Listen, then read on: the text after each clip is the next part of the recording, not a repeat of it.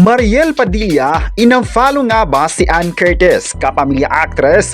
Gustong mapapanood sa ASAP natin to. Ang buong detalye, alamin!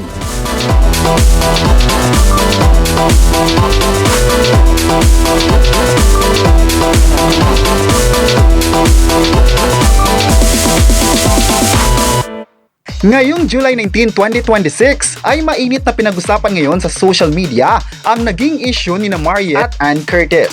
Pinag-usapan na rin sa online ang pag-unfollow umano ni Mariel Padilla kay Ann Curtis sa Instagram matapos mapansin ng mga netizen na wala na sa following list ni Mariel Padilla si Angel Locsin. Tila ganon din umano ang nangyari kay Ann Curtis matapos magpahayag ng suporta sa real life Darna. Nagugat ang issue matapos punahin ni Angel Locsin ang asawa ni Mariel na si Robin Padilla kung saan sinabi nito ang katapatan ng senador ay hindi dapat nakatuon sa sambayan ng Pilipino at hindi lamang sa isang tao.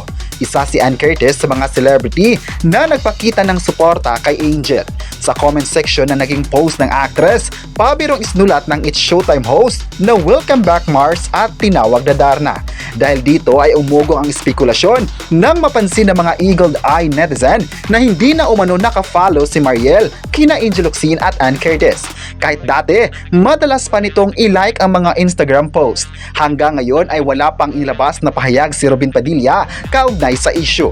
Tahimik din si Mariel at hindi pa nagbibigay ng anumang paglilinaw tungkol sa napapansing pagbabago sa kanyang Instagram following list. Samantala, bukod kay Ann Curtis, ilan pang mga personalidad na nagbigay ng suporta kay Angel Locsin ay sina Inchung B, Bia Benene, Marina Summers, DJ Chacha at Benjamin Alves. Samantala, marami naman sa social media ngayon ang nagre-request sa kapamilya actress na si Ann Curtis na mag-perform sa entablado ng ASAP Natin To.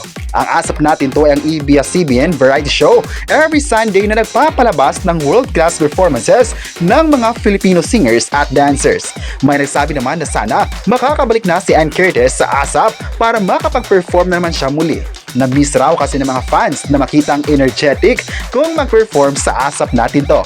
Kaya ang ginawa ng mga fans ngayon ay binalikan ng mga videos noon na nakapag-perform pa ito sa sikat na variety show.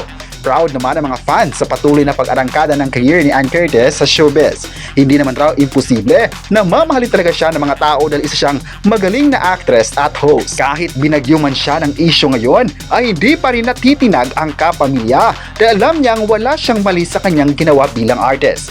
May nagsabi naman na proud sila sa kanya dahil sa pagiging palaban na andyan talaga para ipakita na mali ang mga sinasabi ng iba.